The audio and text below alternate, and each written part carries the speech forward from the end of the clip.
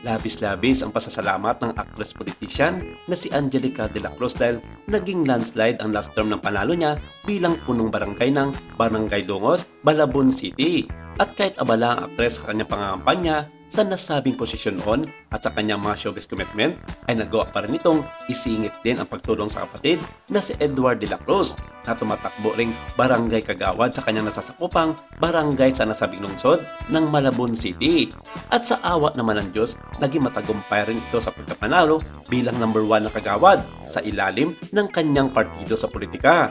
Pero sa kabila ng kanyang pagkapanalo sa nasabing BSK or Barangay at Sangguniang Kabataan election ay may hindi inasang nangyari sa kanyang pamilya pagkatapos ng barangay election at bisperas ng araw ng mga patay.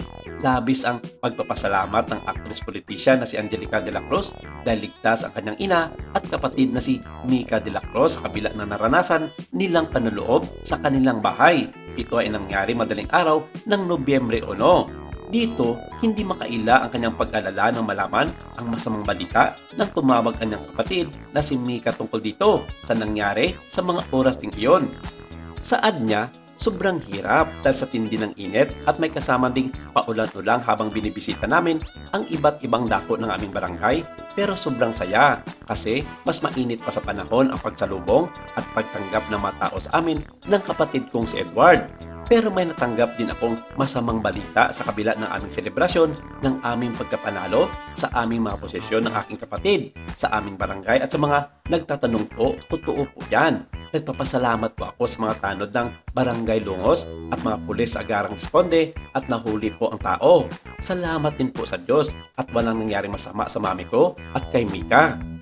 At ang ilan sa mga kilalang personalidad sa showbiz at mga reporter ay kagad nagpadala ng mensahe sa aktres kong politiko kung okay ang kapatid niya at mami niya na may edad na at kung hindi ba sila sinaktan dahil base sa mga larawang nakapost ay nakapaghalugog na ang mga kotan sa loob ng kwarto ng kanilang bahay.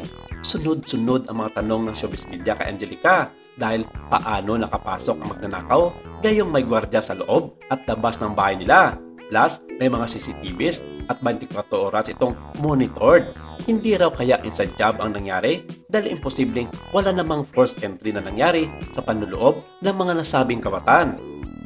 Saad niya, dumaan yung tao sa spot na natatakpan ng puno. Walang nawala kasi nahuli yung tao. Okay naman si Mami at Mica, sobrang ninervyos lang.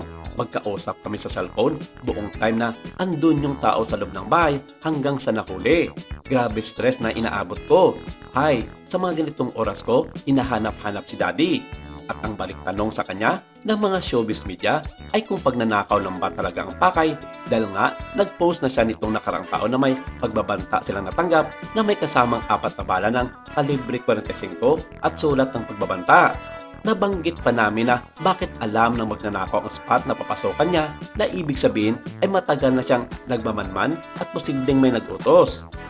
Hindi rin maganda ito sa pakiramdam ng ina na may edad na at kapatid nitong dalaga na si Mica na mabuti na lang at may kasama sila sa kanilang bahay. Pariyo tayo ng iniisip. Aayusin namin nilas ngayon lahat para mas maging safe ang bahay. Kawawa naman si Mami. Ang sambit ni Angelica na aligaga habang kachat ang ilan sa mga showbiz media dahil sa kaliwat kanan nitong kausap.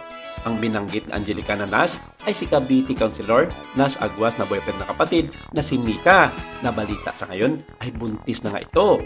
Marami pang mga katanungan ang ibinabato ng mga showbiz media sa actress at isa na nga dito sa naging anak di mano nila ng aktor na si Jericho Rosales. Sa kanyang naging interview kumakailan lamang sa batikang showbiz columnist at vlogger na si Morley Alinio na usisya dito ang usap-usapang nagkaroon sila ng anak ng nasabing aktor at inamin niyang naging mag-on sila noon ni Jericho pero walang naging bunga ang kanilang pagmamahalan. Inamin nito na halos umabot ito ng 3 taon ang kanilang relasyon at umabot pa sa puntong nag-level up ang kanilang pagsasama na munti pang mauwi sa kasalan. Ang lahat ng ito ay kanyang itinanggi na nagkaroon sila ng anak na aktor. Pero sa lahat ng mga netizen's na nakapanood ng nasabing vlog ni Morley ay hindi naniniwala sa mga naging payag nito ng actress. At ayon sa kanila, ilabas na daw ang bata dahil ito lang magpapahirap sa kanila ni Jericho na itago ang kanilang lihim sa publiko. Maraming salamat. Ito lang muna ang ating update for today.